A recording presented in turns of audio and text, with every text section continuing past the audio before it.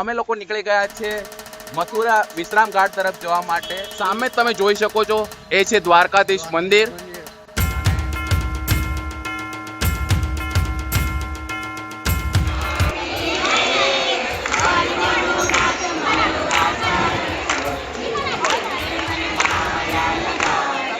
અને અમે આવી ગયા છે પ્રસિદ્ધ રૂપા કચોરી વાલાને ત્યાં કચોરી ખાવા માટે। पूरा पत्ती खत्म कर दो। 500 રૂપિયાનો નાસ્તો કરવા માટે આવ્યા છે કરણભાઈ। આખા વિશ્વમાં એકમાત્ર એવું મંદિર છે કે જે આવું કોઈ હોય ભાઈ બહેનનું।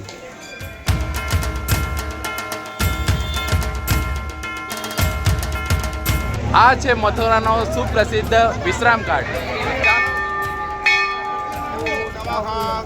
અને તમે પણ જુઓ આ પૂજા અને તમને કેવી લાગે છે જરૂરથી કહેજો।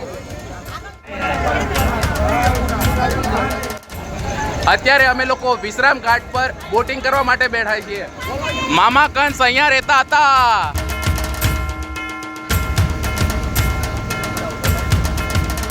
આપણે મથુરા આવી અને પેંડા લેવાના હોય છે માટીના। અત્યારે અમે લોકો આવી ગયા છે ભૂતેશ્વર મહાદેવ શિવલિંગ જોવા માટે।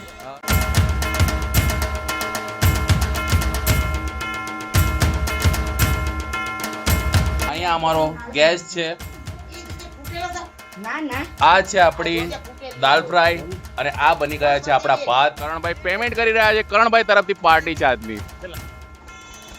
આને પણ અપાવી છે, આને પણ અપાવી છે અને મને પણ અપાવી છે।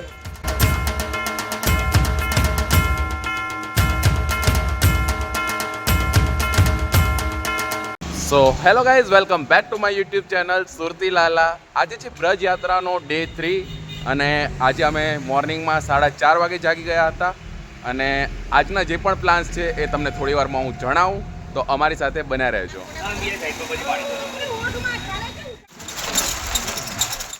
તો અત્યારે વાગ્યા છે સવારના 7:30 અને અમે લોકો નીકળી ગયા છે મથુરા વિશ્રામ ઘાટ તરફ જવા માટે ઈ રિક્ષામાં અને ત્યાં જઈને દર્શન કરીશું ભગવાન દ્વારકાધીશ મંદિરના। તો ચાલો તમને પણ દર્શન કરાવું। અહીંયા અમે લોકો પહોંચી ગયા છીએ અમારી ડેસ્ટિનેશન પર। સામે તમે જોઈ શકો છો એ છે દ્વારકાધીશ મંદિર અને બધા ધીરે ધીરે આવી રહ્યા છે પાછળ।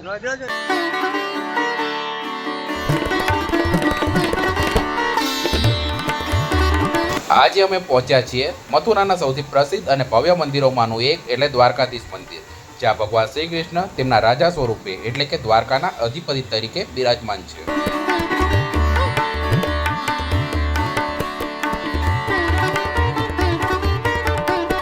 જેમ જ તમે મંદિરના મુખ્ય દ્વારથી અંદર પ્રવેશ કરો છો તેમજ તમને અહીંની ભવ્ય કોતરણી અને સુંદર સ્થાપત્ય અને દિવ્ય વાતાવરણ તમારું મન મોહી લે છે।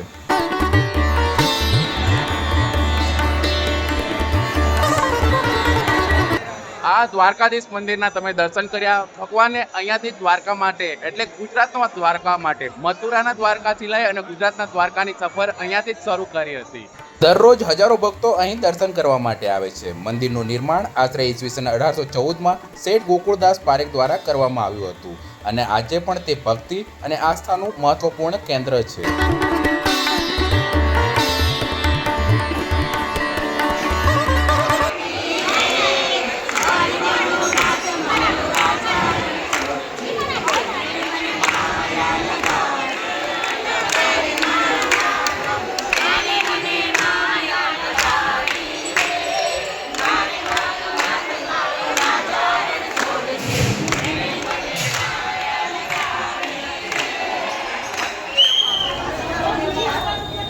ભગવાન શ્રી દ્વારકાધીશના દર્શન કરી હવે અમે લોકો જઈ રહ્યા છીએ વિશ્રામ ઘાટ પર। તો ચાલો વિશ્રામ ઘાટના દર્શન કરીએ। વિશ્રામ ઘાટ જતા પહેલા અમે લોકોએ એક હોલ્ડ લીધો છે નાસ્તા પાણીનો અને અમે આવી ગયા છે પ્રસિદ્ધ રૂપા કચોરી વાલાને ત્યાં કચોરી ખાવા માટે।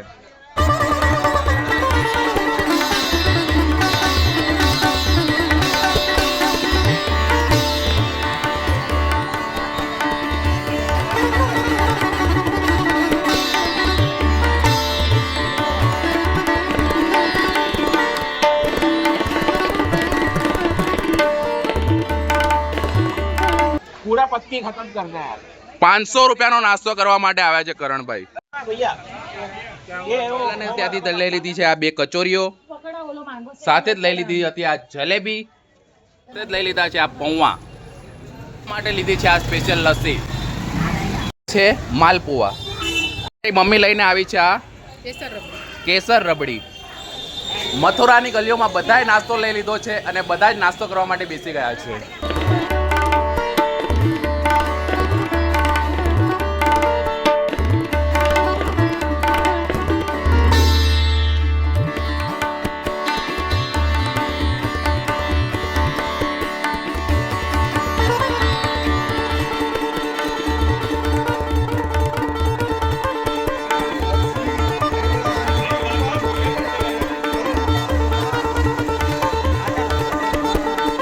મારી પાછળ તમે જે મંદિર જોઈ રહ્યા છો તે છે શ્રીજીનું અને યમુનાજી એટલે એમના ભાઈ બહેનનું મંદિર છે. આખા વિશ્વમાં એકમાત્ર એવું મંદિર છે કે જે આવું કોઈ હોય ભાઈ બહેનનું. કહેવાય છે કે આખા ભારતમાં આ એકમાત્ર એવું મંદિર છે જ્યાં મૃત્યુના દેવતા યમરાજ અને તેમની બહેન યમુના મહારાની એક સાથે બિરાજમાન છે. આ મંદિર મથુરાના પ્રસિદ્ધ વિશ્રામ ઘાટ પાસે આવેલું છે.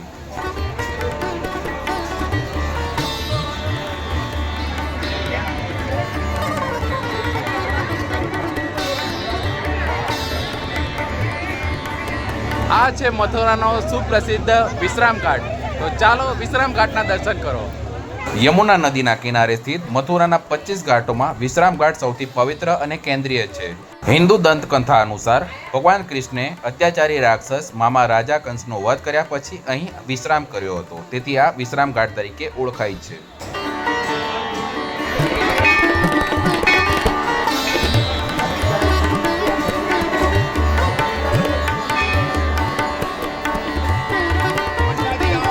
પવિત્ર યમુનાજીમાં દીપદાન કરવાનું ખૂબ જ મહત્વ હોય છે, તો અહીંયા દીપદાન કરી રહ્યા છે.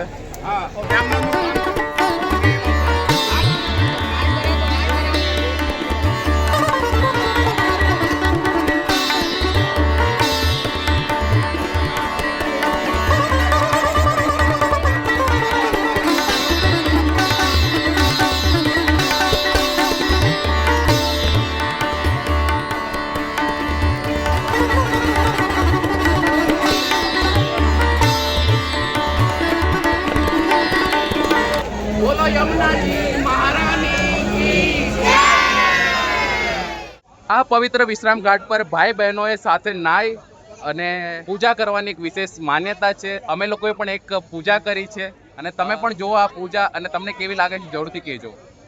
પૌરાણિક કથા અનુસાર ભાઈ બીજના દિવસે યમુનાજીએ પોતાના ભાઈ યમરાજને ઘરે ભોજન માટે આમંત્રિત કર્યા હતા. બહેનના પ્રેમ અને સ્નેહથી પ્રસન્ન થઈને યમરાજે યમુનાજીને કોઈ પણ વરદાન માંગવા કહ્યું. ત્યારે યમુનાજીએ પોતાના માટે કંઈ ન માંગતા એક અનોખું વરદાન માંગ્યું કે જે પણ ભાઈ અને બહેન ભાઈ બીજના દિવસે યમુનામાં સ્નાન કરી અને તેમના દર્શન કરશે તેમને યમરાજના ભયમાંથી મુક્તિ મળશે અને તેમના જીવનમાં સુખ સમૃદ્ધિ આવશે. યમરાજે આ વરદાન સ્વીકાર્યું અને ત્યારથી ભાઈ બીજના દિવસે અહીં હજારો ભાઈ બહેન યમુનાજીમાં સ્નાન કરવા આવે છે, સાથે પૂજા કરવા આવે છે. અહીં સ્નાન અને પૂજા કર્યા બાદ ભાઈ બહેન યમુનાજી અને ધર્મરાજજીના મંદિરમાં દર્શન કરવા માટે જતા હોય છે.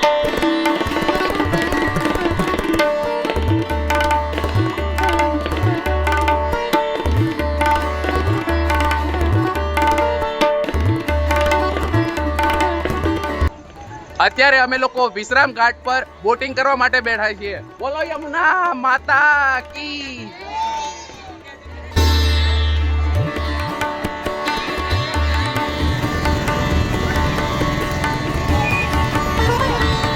મથુરામાં આવેલા વિશ્રામ ઘાટથી બોટિંગ કરાવવામાં આવે છે, જેમાં વિશ્રામ ઘાટથી લઈ અને મામા કંસના કિલ્લા સુધી તમને બોટિંગ કરાવવામાં આવે છે, જેનો ચાર્જ માત્ર 100 રૂપિયા છે. અહીંયા તમારી સુરક્ષાનું પૂરેપૂરી ખાતરી કરવામાં આવે છે અને તમને લાઈફ જેકેટ પણ આપવામાં આવે છે.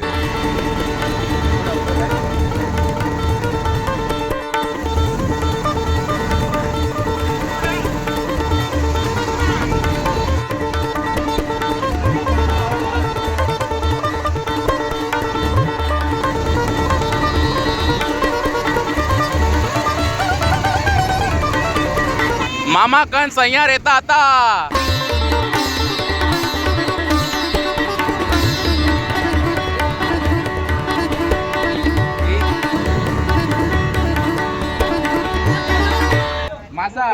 વિશ્રામ ઘાટ પર બોટિંગ કરવાનો ચાર્જ કેટલો લાગે છે? 200 રૂપિયા. 100 રૂપિયામાં તમને 200 રૂપિયા.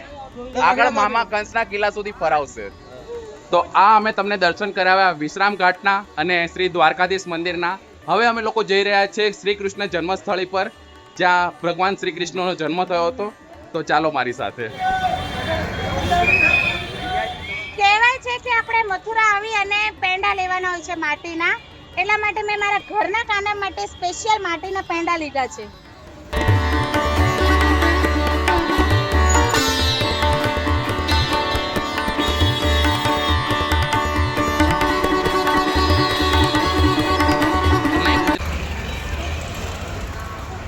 અમે લોકો બેસી ગયા છીએ પેદલ રિક્ષામાં.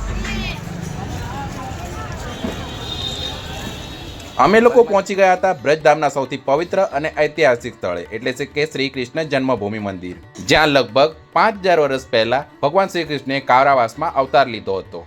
માન્યતા મુજબ મથુરાના રાજા કંસે પોતાની બહેન દેવકી અને તેમના પતિ વાસુદેવજીને જેલમાં કેદ કર્યા હતા. દેવકીના 8મા પુત્ર દ્વારા પોતાનો વધ થશે તેવી આકાશવાણી બાદ કંસે તેમના પહેલા 7 સંતાનોનો વધ કર્યો હતો. પણ જ્યારે મધરાત્રિના સમયે શ્રી કૃષ્ણનો જન્મ થયો ત્યારે સમગ્ર કારાવાસ દિવ્ય પ્રકાશથી ઝળહળી ઉઠ્યો. જેલના દરવાજા આપમેળે ખુલી ગયા અને વાસુદેવજી નવજાત શ્રી કૃષ્ણને લઈને યમુના નદી પાર કરીને ગોકુળ પહોંચ્યા હતા. આજે પણ અહીં તે પવિત્ર કારાગૃહના દર્શન થાય છે. આ સ્થળે પહોંચતા જ ભક્તોના મનમાં એક અનોખી શાંતિ અને ભક્તિનો અનુભવ થાય છે. અત્યારે અમે લોકો આવી ગયા છે ભૂતેશ્વર મહાદેવ શિવલિંગ જોવા માટે. બ્રિજની જે આપણી યાત્રા છે એમાં 4 ખૂણે 4 દિશામાં એક મહાદેવનું મંદિર છે. એમાંથી એક પ્રાચીન મંદિર છે ભૂતેશ્વર મહાદેવનું, અને કહેવાય છે કે મથુરામાં ભૂતેશ્વર મહાદેવ કોતવાલ છે. સૌથી પહેલા એમના દર્શન કરવા જોઈએ.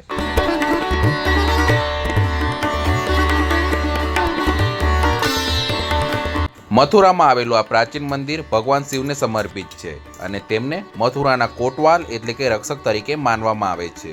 માન્યતા મુજબ ભગવાન શ્રી કૃષ્ણે મથુરાની રક્ષા કરવાની જવાબદારી ભગવાન શિવને સોંપી હતી. ત્યારથી ભૂતેશ્વર મહાદેવ આ પવિત્ર નગરીના રક્ષક તરીકે પૂજાય છે. ભૂતેશ્વર મહાદેવ મંદિરની સાથે કાત્યાયની શક્તિપીઠ આવેલું છે. કહેવાય છે કે 51 શક્તિપીઠમાંથી આ એક શક્તિપીઠ છે. અહીંયા માતા સતીના વાળ પડ્યા હતા, એટલે કે માથાના કેસ પડ્યા હતા.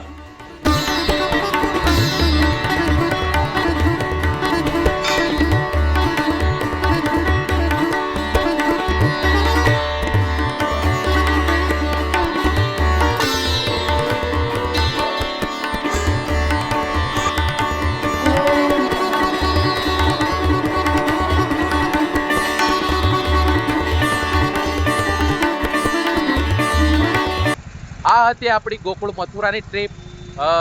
તમને કેવી લાગી કમેન્ટ કરજો અને જરૂરથી શેર કરજો. હવે અમે લોકો જઈ રહ્યા છીએ વૃંદાવન. તો વૃંદાવન, મથુરાથી વૃંદાવનની દૂરી માત્ર 15 કિલોમીટર છે.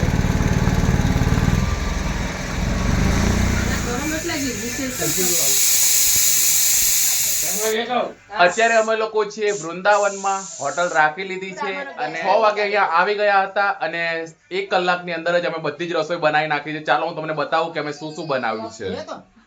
અહીંયા અમારો ગેસ છે, આ છે આપણી દાળ ફ્રાય અને આ બની ગયા છે આપણા ભાત.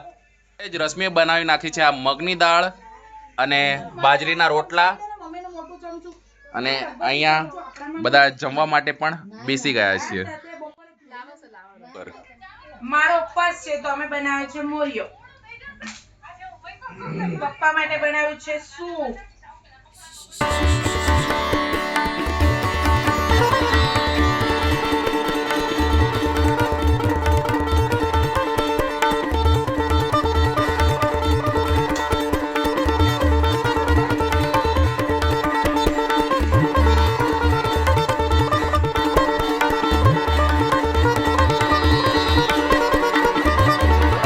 વૃંદાવનની ગલીઓમાં રાત પડી અને અમે લોકો 3 ભાઈ આંટો મારવા નીકળ્યા. સાથે વંશુ પણ અમારી સાથે છે અને અમે લોકોએ ખાધી છે આ હોકોની આઈસ્ક્રીમ.